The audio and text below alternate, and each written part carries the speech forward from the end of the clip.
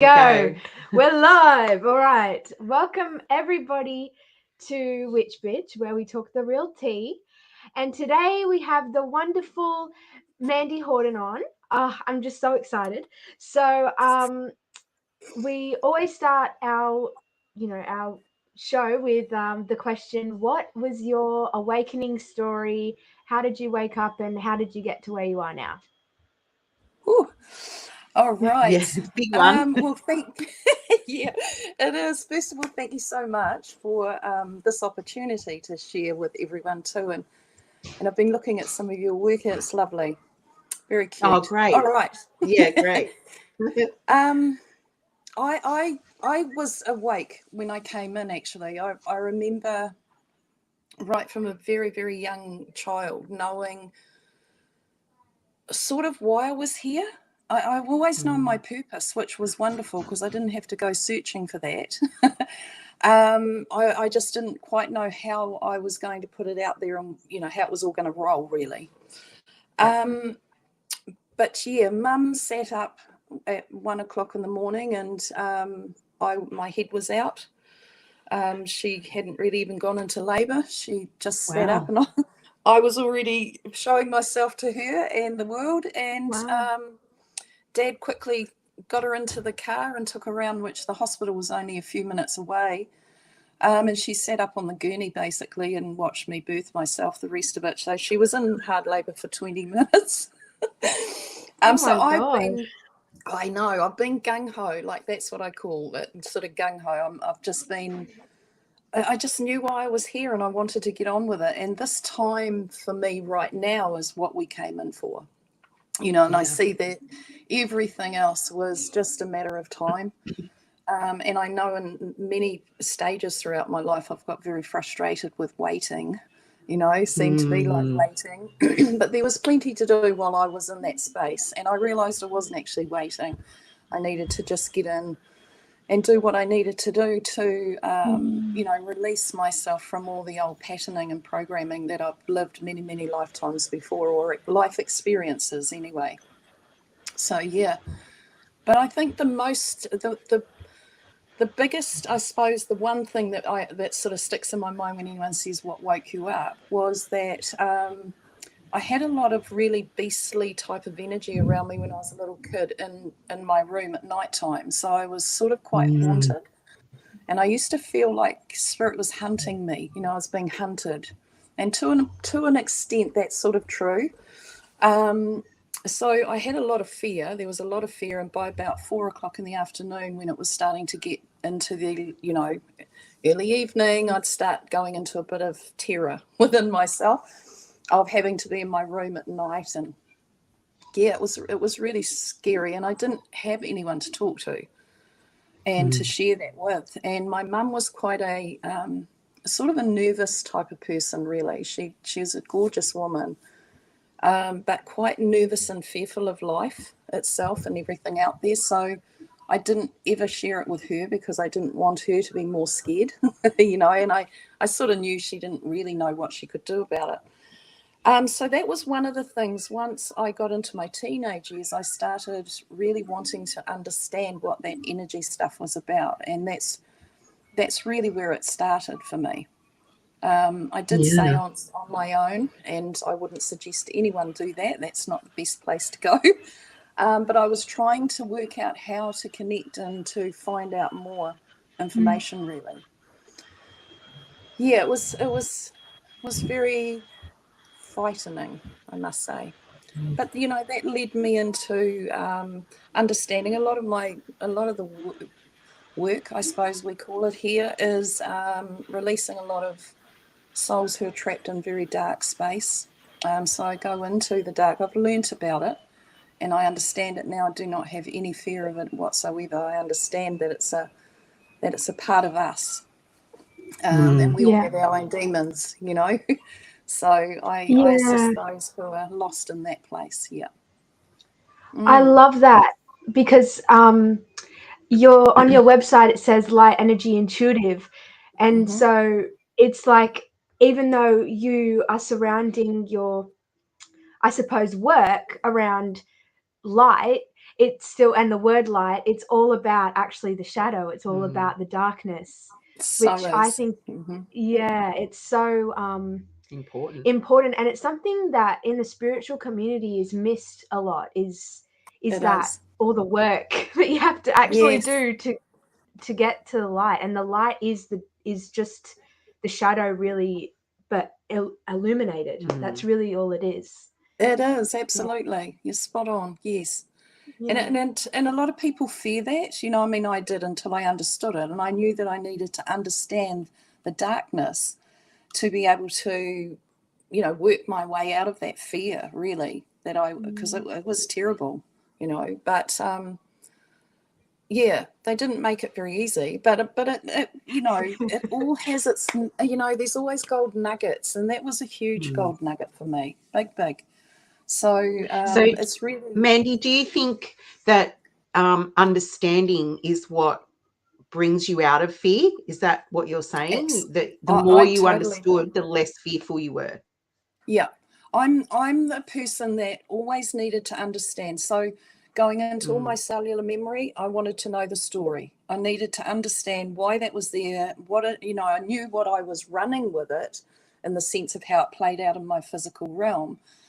But why was it there? And why did I keep going there? Why did I keep rerunning the same, you know, and getting so tired of it? And, you know, that sort of thing. You get to the point where you're just, you know, throwing your fingers in the air and going, well, beam me up, Scotty, if this is what we're here to do. We've all done it before and we're over it, you know. That was my place anyway. That was how I went. And so, yeah, I really needed to understand a lot more than I knew in my physical. You know, I knew it as the observer and this, you know, higher being, but I didn't know it and understand it here in the physical realm, and that's what I needed to do. So that was really my journey to discover and find out more, so I could put it all into perspective and then, you know, actually really help other people.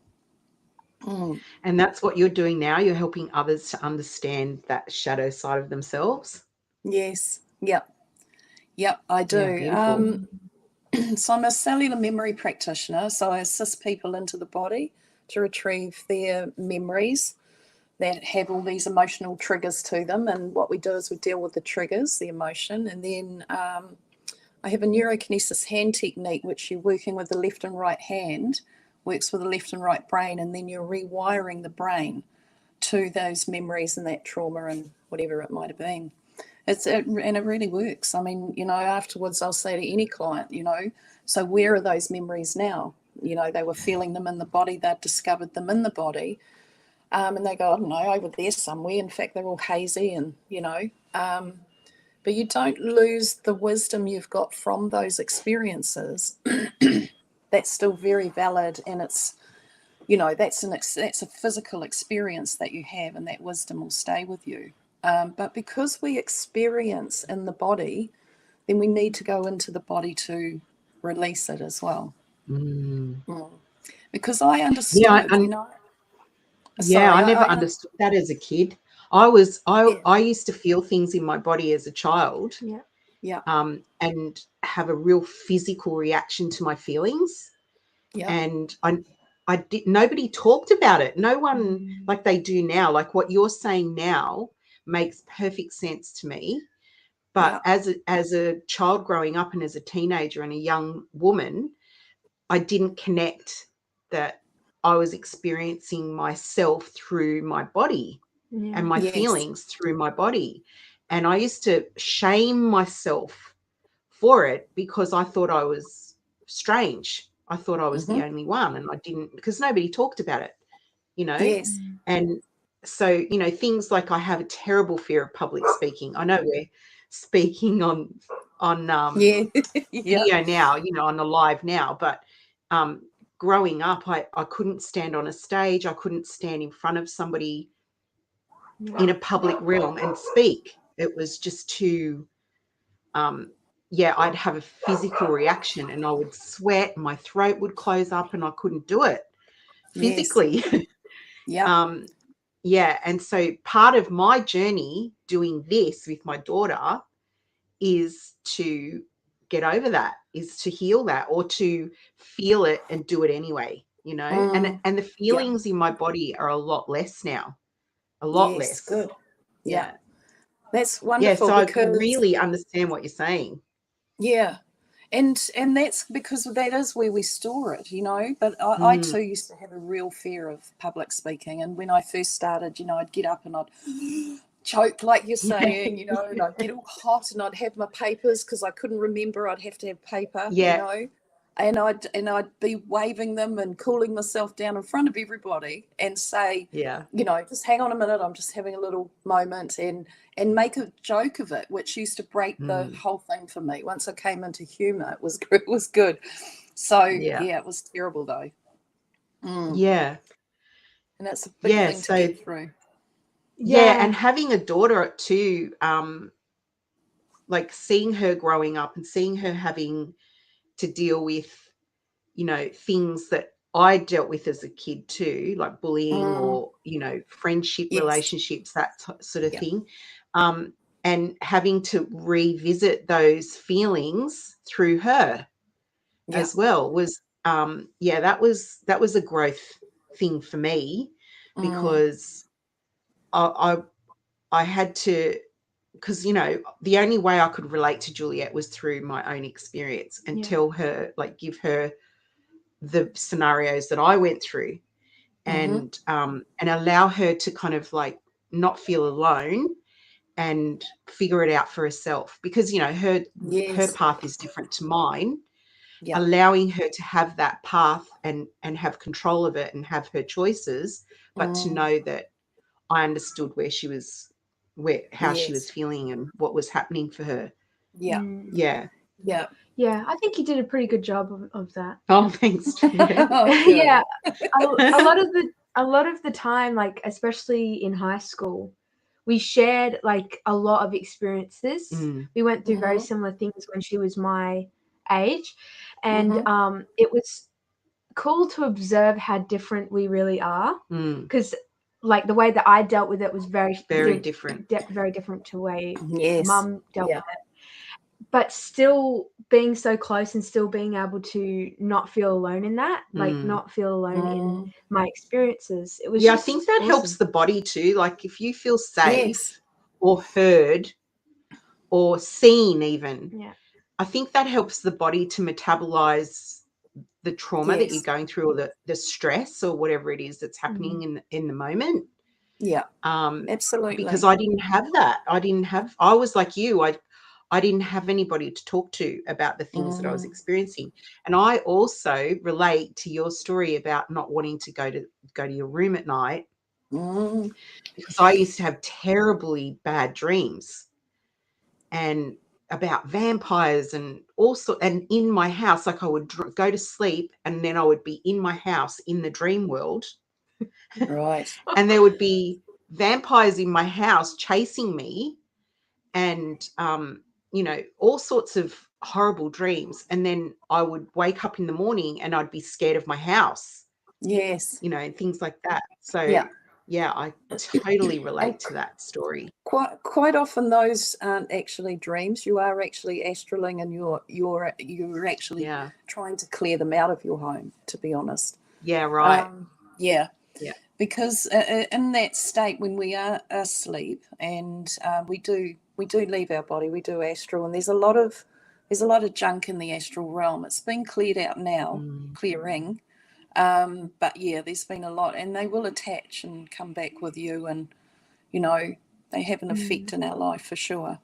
And that's been another big part of the work that I do, is energetically, you know, working with people like clients on the table and working in the energetic field, clearing those types of things, because most illness and disease also has an astral entity attached.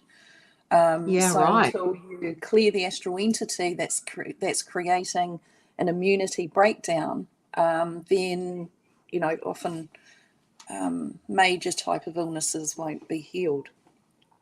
And again, it's all there's so many layers to it. There's so much to it. And I've learned so much over my life working with, because I didn't actually have physical teachers either, you know.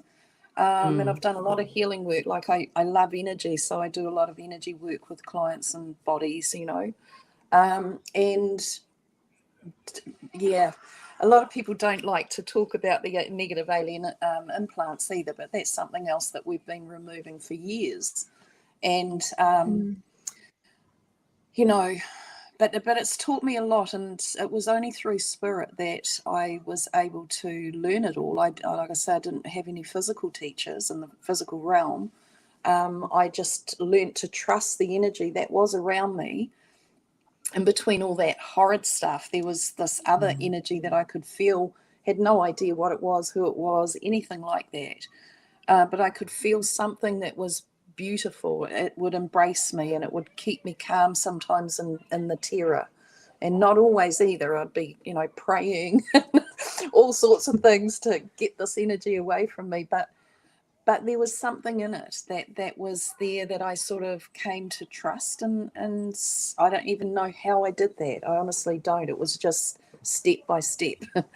That energy there has been definitely my own higher self, of course, and the guidance around me in those realms. But eventually they just sort of moved more forward in my life, and I called them more forward, really.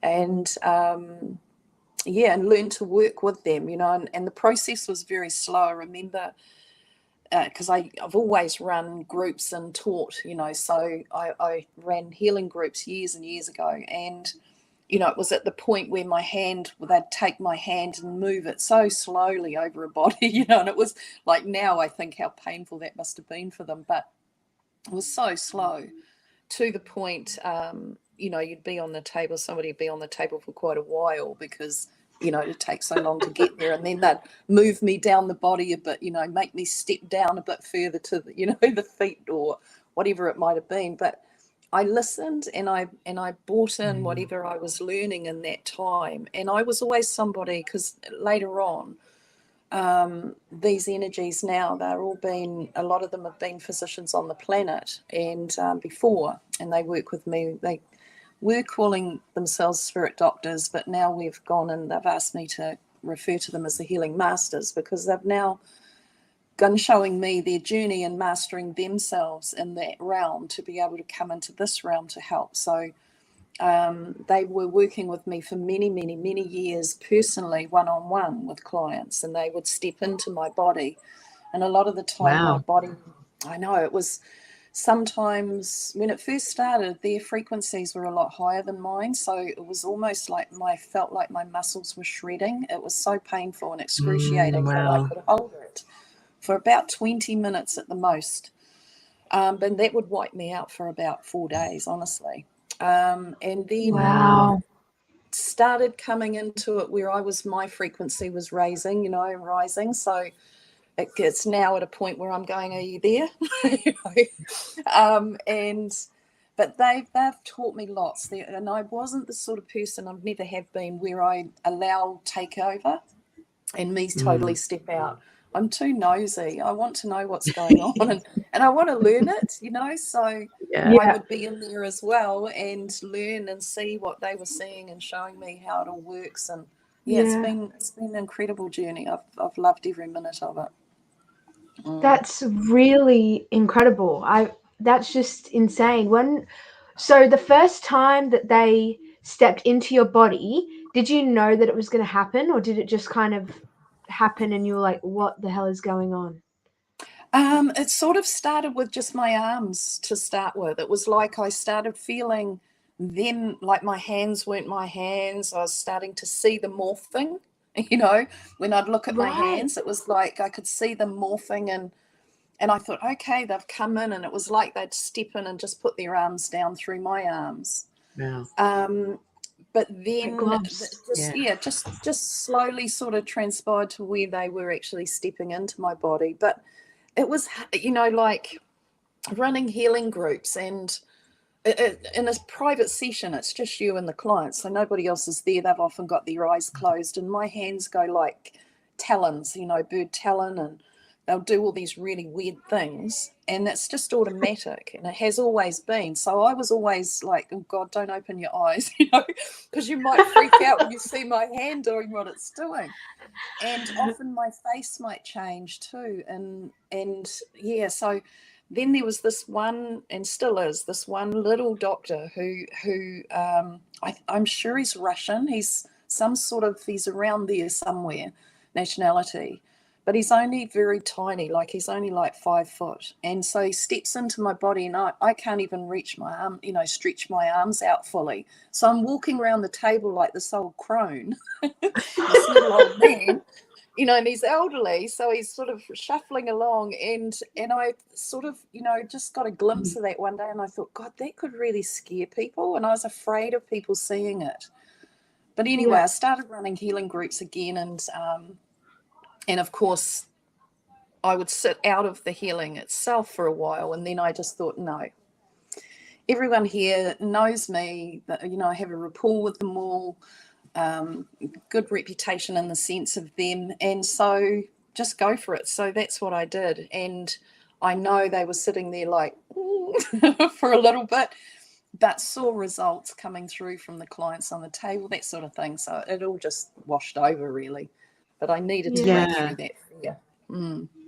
Yeah, it's kind of amazing how as humans in this 3D realm, we get so fixated on what something looks like instead of feeling into the experience of it. Yeah. And we get, like, because I'm speaking from my own experience that I do it too. If I see something that I don't understand, or that, I have judged as being a spiritual thing or a ghost or whatever, like it automatically just, I go, oh, I go, oh, what's going on? Like, am I supposed to be here? Should I be scared? And all this runs in my head instead of just relaxing into the moment and trusting that it's happening, and that I don't have to understand it to enjoy it or whatever. Exactly. And I had to give up the understanding thing too. Like, when I was saying I needed to know everything, I needed to understand it all, and have all the parts to it. And there were times that I didn't get all that. So, and I came to learn that that was still okay, even though I might not know what's going on with that person on the body, in their body on the table. That's okay too. That I trusted that everything was in its highest purpose, and it always was, always is. Yeah, I love that. It's just amazing to hear. Yeah, like I've never really heard of this. Like, I've heard of course of like spirit guides and spirit teams and spiritual healers and stuff, but I've never really heard of like the coming into the physical body like that before. It just I'm like kind of in awe of that. That would be, for me, that would be really scary, because I'm like you in the sense where, how you were saying that you won't release all control, like you'll still be there. I'm like that, but because I'm scared to leave my body Juliet, to another another being. Juliet, like, even going to the dentist, she doesn't like the gas. I don't. I've never done. Like, the only thing I've done is alcohol and a bit of laughing and gas. She's still not in love with it. I do not like going other places. And so that is, again, that comes from fear. So it's something that I'm working through. Yeah, it's something that I'm working through. But like, I could imagine at the start how sort of weird it would be. It would be like a really cool experience, but also just like, what is going on? So I mean, it's amazing to hear. There's so times cool. There is times, like there was we are in these bodies here, we are all races. We talk about the galactics and the light beings and the light families. We are them. We're here in this form. And so there's all these different races, and about reptilian. Well, yes, there are reptilian, and there have been, and there is still some here. But there was one, I came to really understand them through my own experience of being bitten by one in the energetically on a clearing at the top of our island here. There's what's called Spirit's Bay, and it's where the myth is, you know, that you, when you leave your body and transition through, you head to Spirit's Bay and you go out there, and it's like the crown of the island, really, or this New Zealand. And I was called up there, and I knew when I don't know what's going on that there's going to be something sort of biggish, you know, and it's just follow, you know, do it. So of course that's what I do. I've always done that. And anyway, there was an energy up there that was holding all these souls bound up there. They weren't able to. They'd gone there, but they weren't able to get past that point. So they had asked me to go up there and clear this, so that's what I did. And anyway, in the process, this thing was trying to take me out of my body because it knew what I was there to do. And by the time I got home that night, had a shower, and there were a puncture wound on the top of each breast. And I thought, I was trying to logically make a story of, you know, why they would be there, but I actually knew what this was. And this thing had bitten me, and it took over a year for me to find a healer, to find somebody who could actually witness, you know, identify it, do something about it. I couldn't actually remove it myself. I needed somebody to assist. And that was an actual, in that journey, was a very interesting journey, because I realized then that there weren't a lot of people that did the sort of work that I did.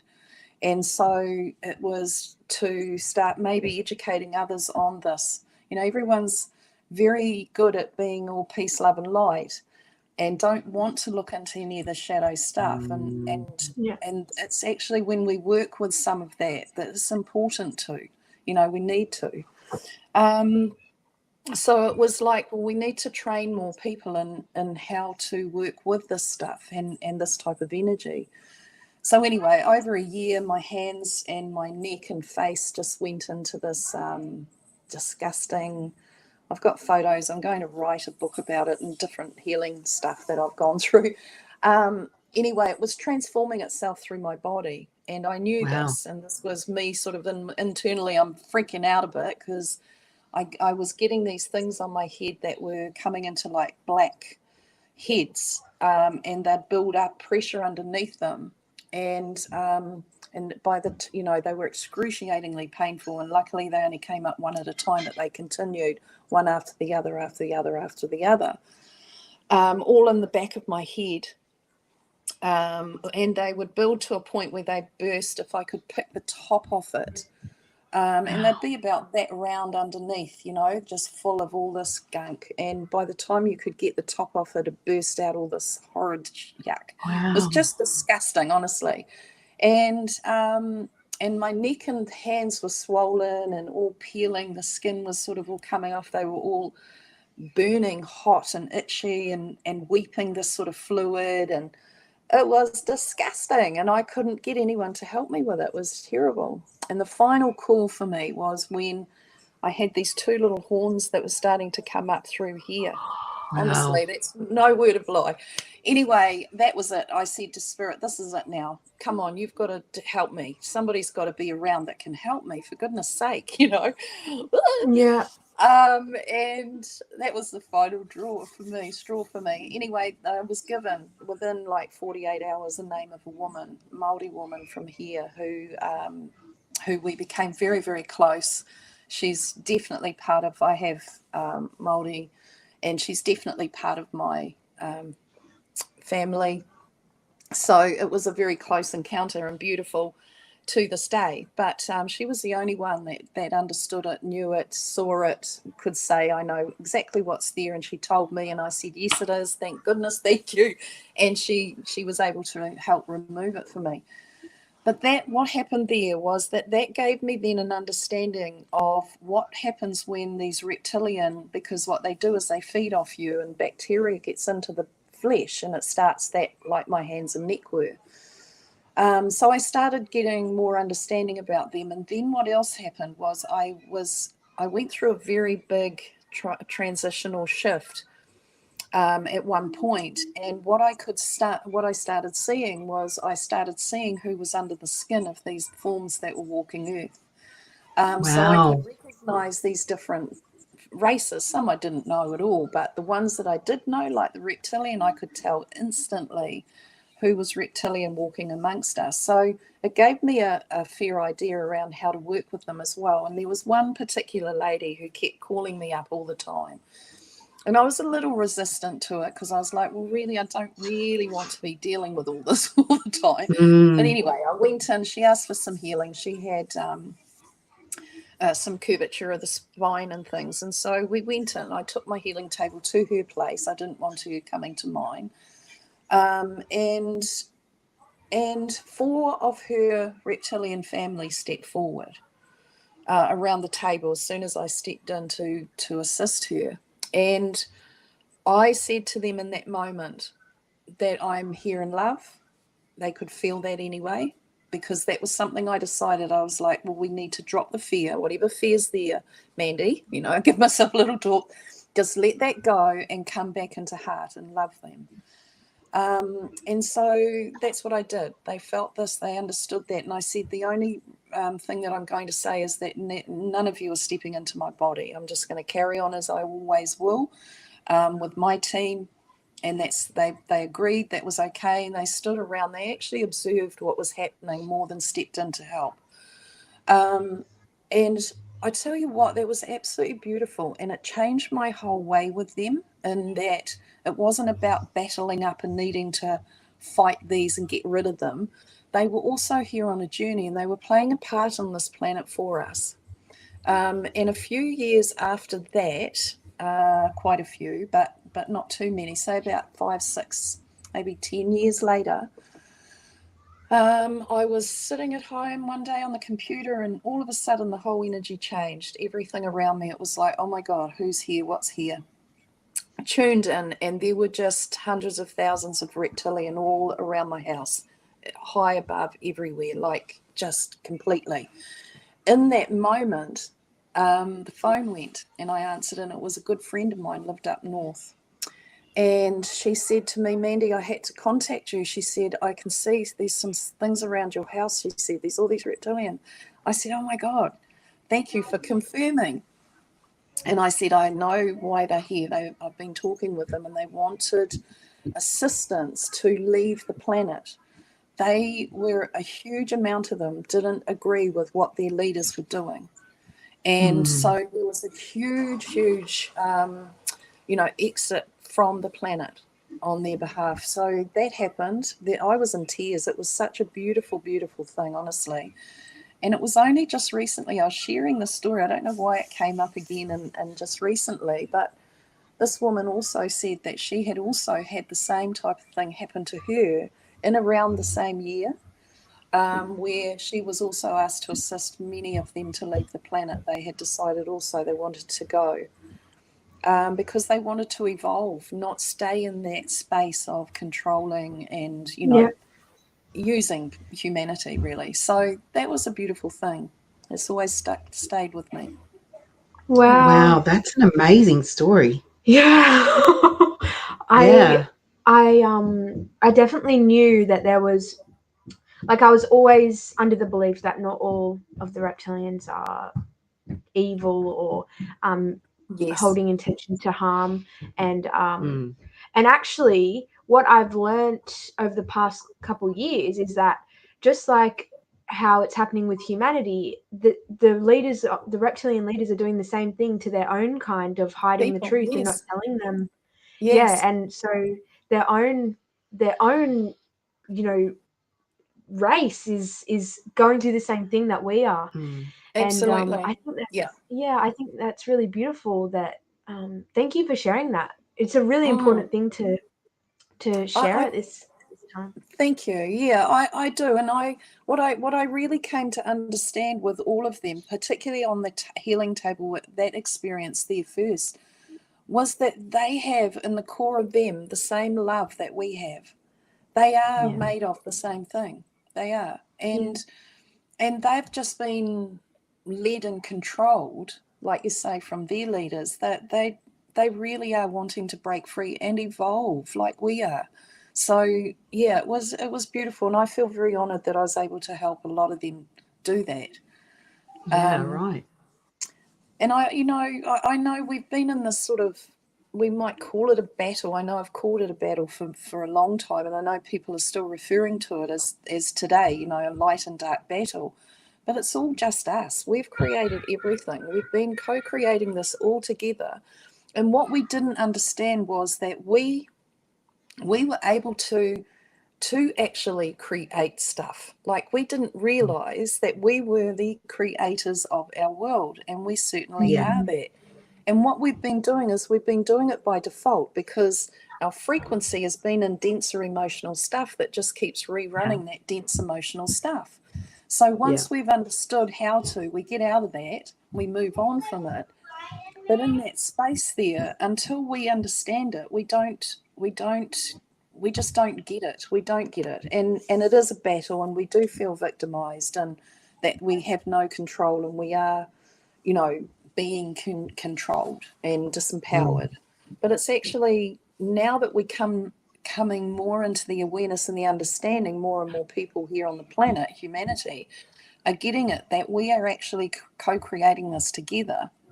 And that we've done it by default, that now if we start actually intentionally putting that energy into new things, and I'm seeing some amazing stuff happening here on the planet now. This new world is absolutely taking form, and we are absolutely a part of that. And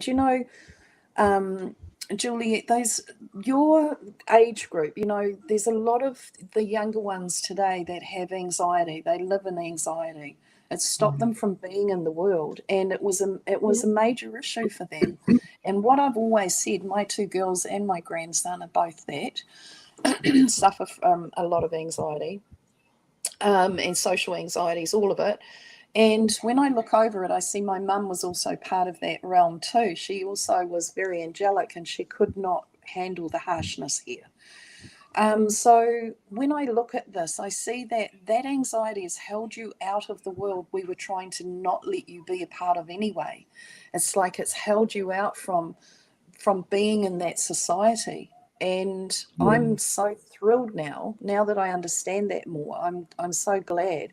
And I feel that eventually all that anxiety will go, because you're able to be who you really are in a world that's really honouring you and supporting you and loving you and nurturing you. And it's more harmonic and unified, rather than this terror we've all been living in over this life, So, yeah. I feel like Juliet's generation are very sensitive souls. They have that innate ability to feel into the energy of what's going on in the world. And I think a lot of their anxiety comes from being able to feel the tension and the denseness of the 3D reality. And because when we go out together, if we're in an environment where it's really busy and there's a lot going on, Juliet gets headaches, and she gets quite overwhelmed by the environment that we're in. And she can only be in that crowd for so long before she's like, Mum, we need to go. I'm feeling sick. And I think, it would be very easy for me to freak out and think, because I don't get that. I don't have that sensitivity in me. I can just go in, I can ignore it, I can put my blinkers on, get what I need to do done, and leave and still feel okay. So it'd be really easy for me to be like looking at her going, what are you talking about? Yeah, like, why are you freaking out? Like, yes. But I know better than that. I know that Juliet and her and a lot of I won't say kids, young people her age and in her generation have got that ability in them to feel the environment, to feel it in their DNA, like little antennas. Absolutely. And for me personally, I must admit, like when I was younger, like when I was about from ages 7 to up to like maybe 10, 11, I was really cool with life. Like I wasn't even aware of anxiety. Like I didn't even know anxiety was a thing really. And so it was a lot easier for me to go out because I was so embodied within myself that I wasn't taking on other people's energy. And then, you know, puberty likes to come, and the high school experience mess everything up. It really does tumble you around sure. and tumble you out of that. And that's on purpose. I definitely do believe that's a system put in purpose. Maybe not puberty, but high school. To discombobulate and really make you just think about everybody else and question yourself. Question yourself. Yes. And your sanity. Your sanity. Like you, and all about being cool and fitting in.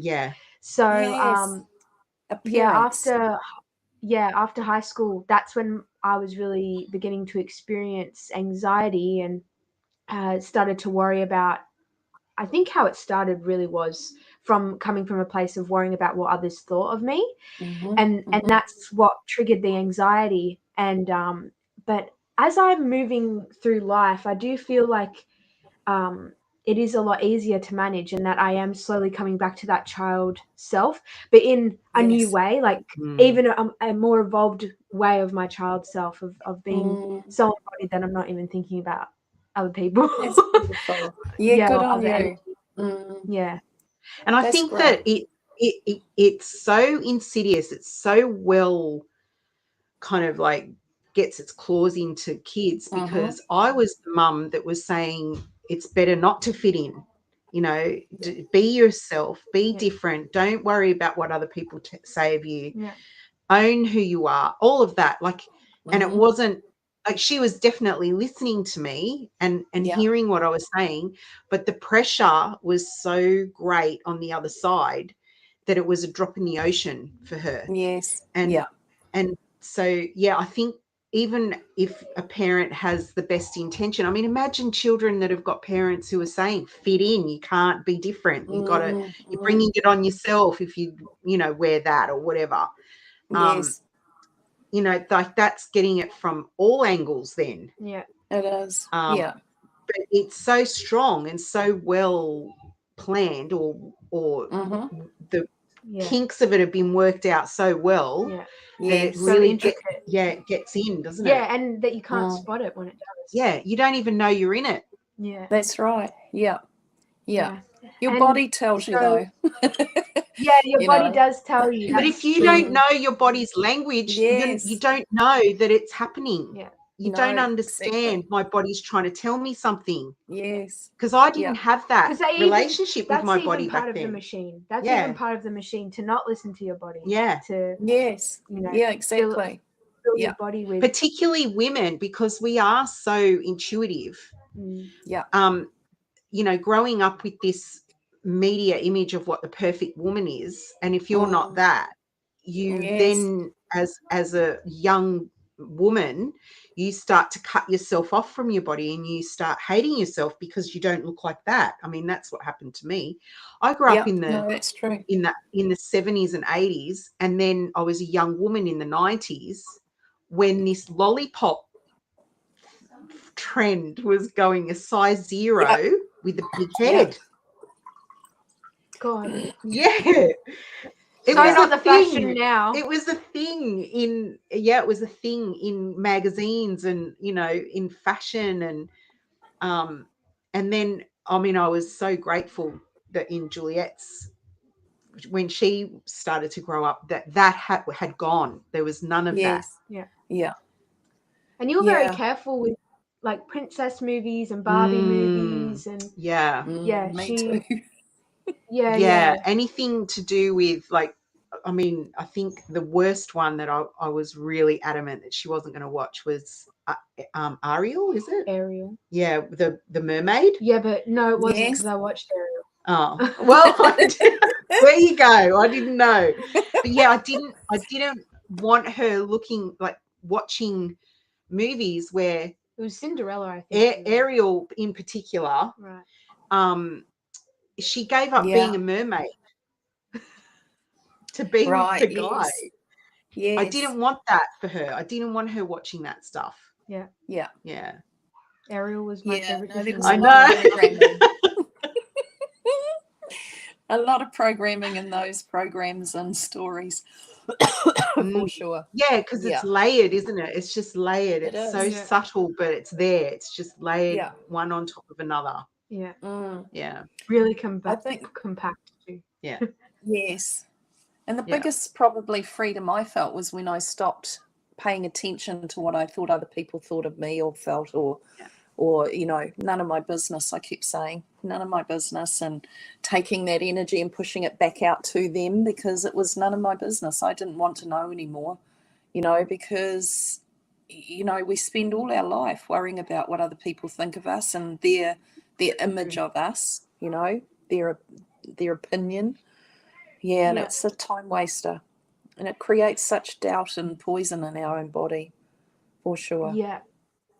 I think after talking to you, it's really highlighted the relationship to my body, and really accepting, or maybe not accepting, but just coming into my body and seeing how my experiences have changed my body, or things that are might be stuck in my body, or that my body is holding on to. Yes, beautiful.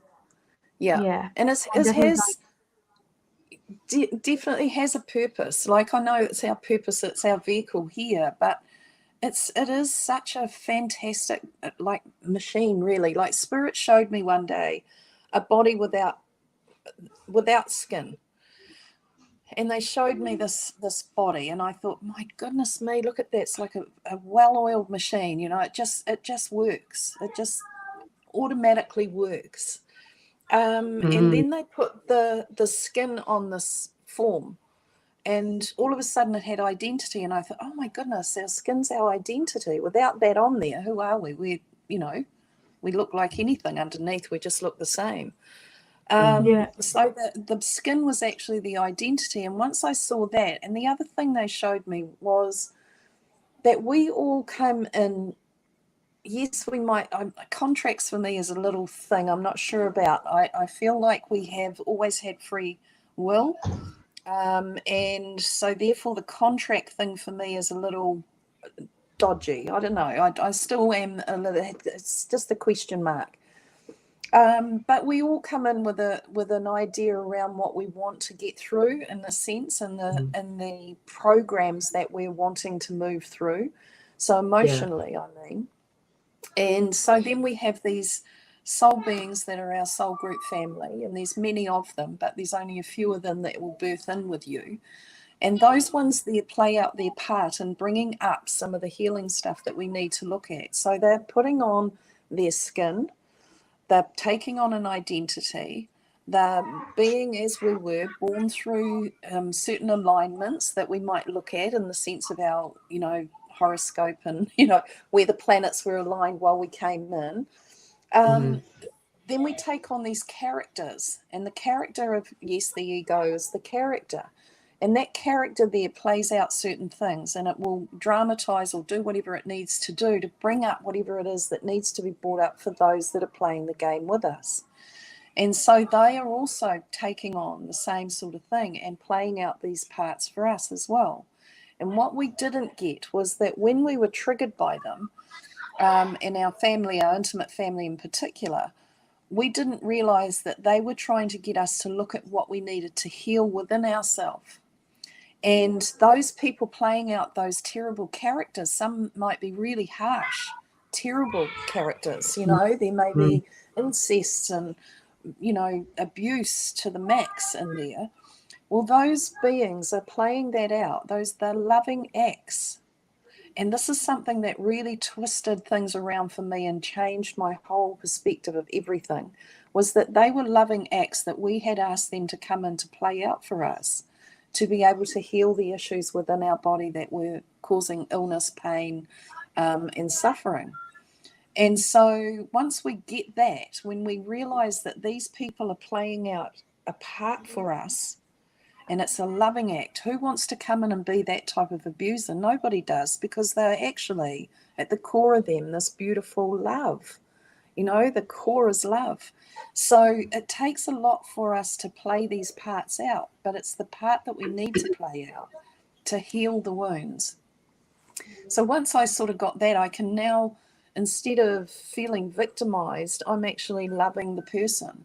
You know, I've loved my rapists and my bashers and, you know, all these people that played out these parts for me.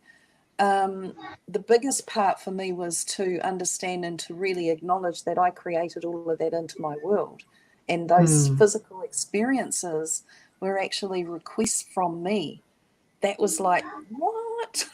What are you trying to say? You know, that we do this stuff to ourselves. Yes, we do. And I know that takes a lot to get your head around for people that don't know that, you know. And it did for me. It took a lot for me to come to that place of going, okay, well then I did this. So therefore these people were it was a request from me for them to play that out. And once I got that, and I just started, like, I can actually really love them all. Like, actually, because they were and are loving me by doing that, which is a twisted way of looking at it when we've looked at it the other way around all our life, and being the victim to it. But yeah, that was a big turning point for me. Yeah, I suppose the judgment that we have of good and bad is also a program. We don't come into the world inherently knowing, well, that's a bad thing, that's a good thing, this is painful, this is happy. We learn those judgments through our families and through our friends and through society, and growing up in a world that has rules and has judgments. So I think it's made more painful and more, we give it more judgment when we resist it and when we judge it like that. And I mean, it sounds crazy. It does sound crazy to say I love my perpetrator or my rapist or my abuser, or, you know, because we do have that distinction between good and bad. Bad gets punished, good gets rewarded, and all of that sort of thing. Yeah. But if we didn't have that level of judgment there, it would just be something that happened. Yes, experiencing. And we came into this form to experience as human in this form. And when we take the judgments away, we're just coming into experience. And that there is, and I know that, I mean, my life now, I don't attract or create any of that horrid stuff in there because it's not necessary for me anymore. I get it. So, of course, I'm only creating into my world that I love. And that brings unity and harmony into my life. So, and I feel such an inner peace because of that. So those years back there, that certainly wasn't how it was for me. I've had to learn my way through this. And, you know, and it's not until we put it into action, though. That's the other thing. You know, I knew and understood all that as a younger person in my life. I knew it, but knowing it didn't change the reactives that I had coming through. It didn't change the feeling state that kept happening. It wasn't until I actually went into the body and did something about those things that it started changing. Yeah. But yeah, that makes perfect sense. Very interesting journey in respect to our journey here in humanity. It's cool. It's very cool. Well, I think I would like to ask one more question before we finish up.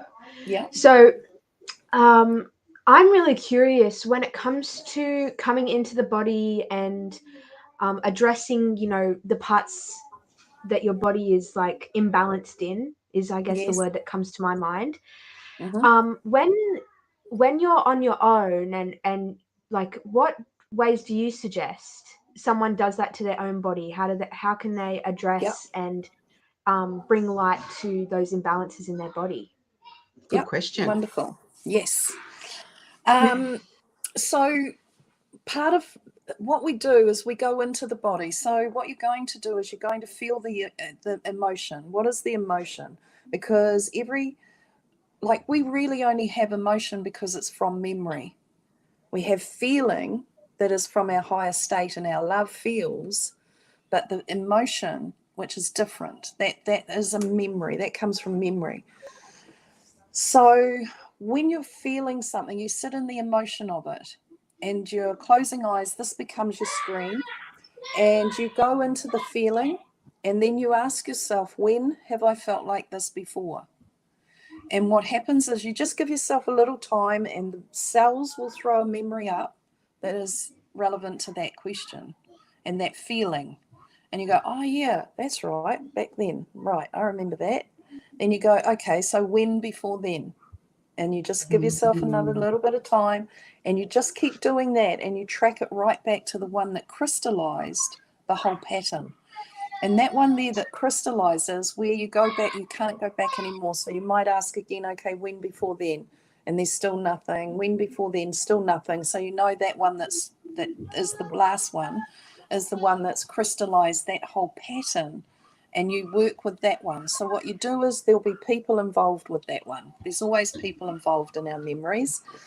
And sometimes it's about us, but most of it's around others as well.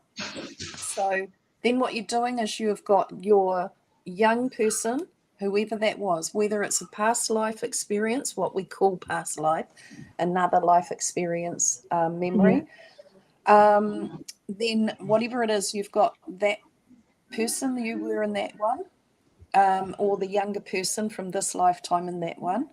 Then what you're doing is you're bringing in the others that are involved in the memory, and you're bringing in your present self as well. So you've got your young you and your present you.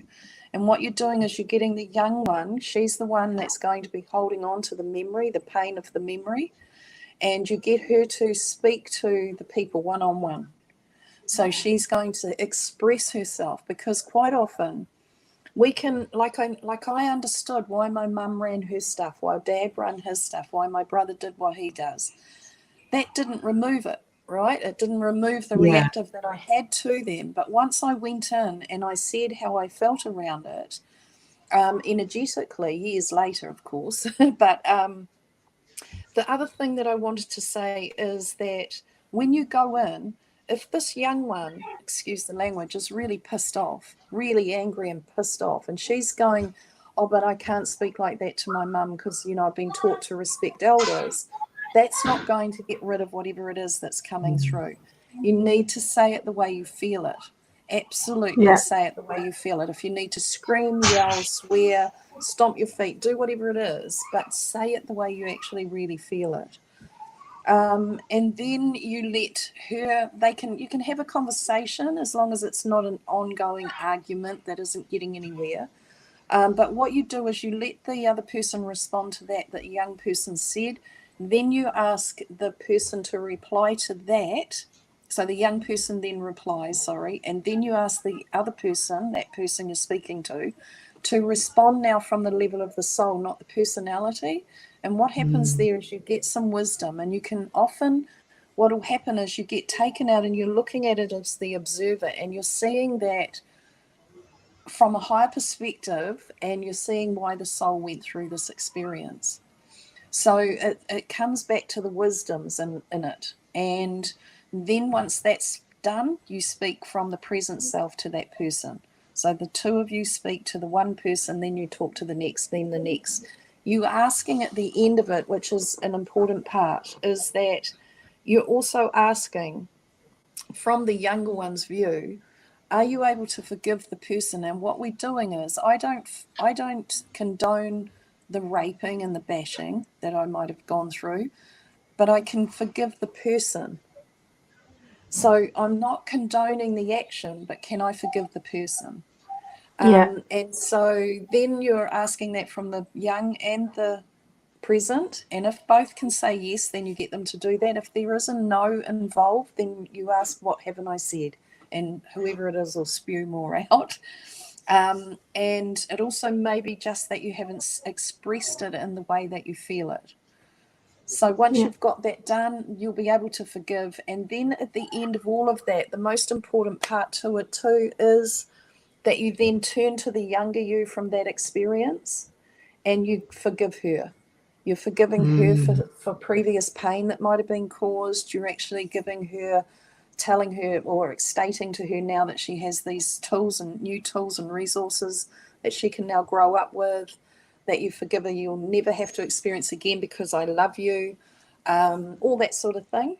And then you're hugging and merging her into your body. So you've actually brought it back to the body again, even though you're in the body really with the memory, and then you're done basically. Wow. Oh, thank you so much. That's so powerful. It's really, really, really powerful. Yeah. Yeah. And it's such an easy thing to do. It's just a matter of taking time to do it. And some people just don't. But that's okay too. That's up to them. Yeah. But yeah, it is. It's a very easy thing to do. And it's emotional, of course, but you know, that's how it rolls. It's very easy. And through that, I was also gifted a pattern that my book has been written on, which I haven't got a copy here, right? Yes, I have. This simple harmony, and that's, I called it simple harmony because it is very simple. But that also states it was a pattern that was gifted to me that just fits perfectly with all this work that I do, and that determines where you birth in the family. Whether you birth through as the firstborn daughter. Where are you, Juliet, in your birthing? Yeah, I'm the firstborn daughter, and I have a little brother. So okay, sweet. So your firstborn daughter, she births through the father. So you come through your dad with patterns that dad carries. Your son, your brother. I'll explain what the patterns are in a sec. And your brother, he births through mum because the daughter's first one through dad, and then if you had a sister, she'd swing to mum. If she had another sister, she'd swing over back to dad, and so forth. The boys start with mum. Firstborn is mum, the next one is dad, the next one's mum, next one's dad. So they start with mum and swing. Then what you do is you look at the relationship mum and dad had to find out what your patterning is. And so, Claudia, you would look at your parents. And what you do is you look at what is it that dad would have needed to do to bring harmony and balance to the relationship with mum. He'd yell at her. He'd say enough. Yeah. Then what you do is you look at what would mum need to do or needed to do to bring harmony and balance to the relationship with dad. So she would just obey him at that point. Right.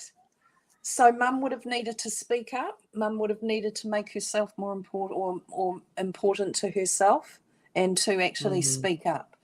So that's something your son would need to be doing. So he needs to apply into what you didn't do to create that in his world, because he attracts to him people like his sister and his dad. Yeah, Juliet, you attract to you people like your mum and your brother. So what would you say? What did you say dad needed to do? So my mum would act out because she wasn't very good at communication. So she would be doing something that would be upsetting the family. Yes. And my dad would come in. He would let it go and let it go and let it go until the point where he couldn't ignore it anymore. And then he would do a karate chop with his personality, like, enough. Yep. And he would just yell. He would just say, rah! And then it would be over. And then she would go, okay, I need to get back in my box. Yeah. Right. And it would stop. And the behavior, the manipulation, the shaming, whatever it was that she was doing in the family, she would stop doing it. And then the cycle would start again. She'd be good for a few weeks or a few days, or whatever. Yeah. And then the pattern would start again. Yeah. Okay. Yeah.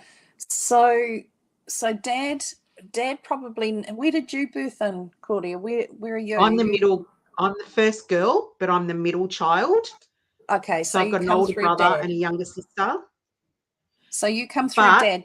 Did you do the same thing? There's a twist. There's a twist in my life because I'm adopted. That's still, no, I questioned that too. When all this was coming through me, it was like, oh, all these questions. So what about adoption? Yeah.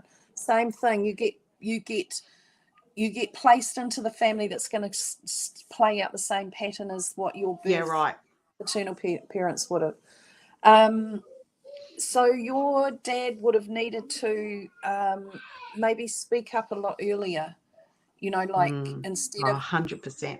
keep it going, just come in straight away, set boundaries. And mum, what would she need? She would have needed to,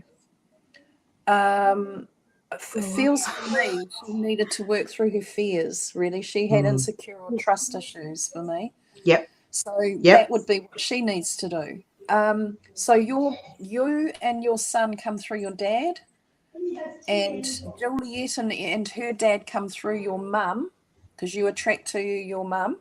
Do you get me? You're hanging with me? This is crazy. Yeah. This is so. And I feel it. I feel the truth of what you're saying. Because when Mum was talking about her parents and the whole harmony thing, I'm like, yeah, that's the same with you and my like with my mum and my dad, just the other way around. Yeah. Mum will be the one yelling. That says stop. That's it. Yeah. So what we do is we leave mum and dad's place and we go into our own relationships. We just play them out as they did their parents and their parents before them. So this pattern shows you where you need to go and what you are attracting in and how you can break that. So, and it's simple, by just applying into it what dad or mum didn't do, whatever one you birthed through. But recognizing also that you attract to you the opposite parent. The opposite one that you birth through is what you attract in. And you will play that same pattern out. Like, I know, I was just going like this. Let's go. Yeah. So you and your brother, Juliet, might be playing out mum and dad, the way you two interact. So, it just carries on. Yeah. It's very cool. Right. I love it. And it just added another depth to what I was already putting out there, and this now just so my book explains all of that. It's got all the tools on how to work through with that patterning with your ancestry as well. So it's how to clear those ancestral lines so that your children, your grandchildren, great-grandchildren don't have to come in and play that pattern. And when we clear them, I tell you what, spirit, your groups and soul groups are just so happy because they're over coming in and repeating all of this as well, Yeah, I love that. And continue it. So really cool. Yeah. Oh, thank you. Oh my gosh. We'll leave it on that note, because that is amazing. Yeah. Mandy, Beautiful. will you come back again in another interview later on? Would you come back? Absolutely. Would love to. Awesome. Absolutely. Yeah. Thank you for your time. We love talking to you. Yeah. So welcome. So insightful. Thank you for sharing your wisdom. Oh, thank you for asking, and keep up the good work, you two. You're doing great. It's Lovely. wonderful. Thank you. We will. Okay. All righty. Bye, everybody. Lots of love. Bye, everyone.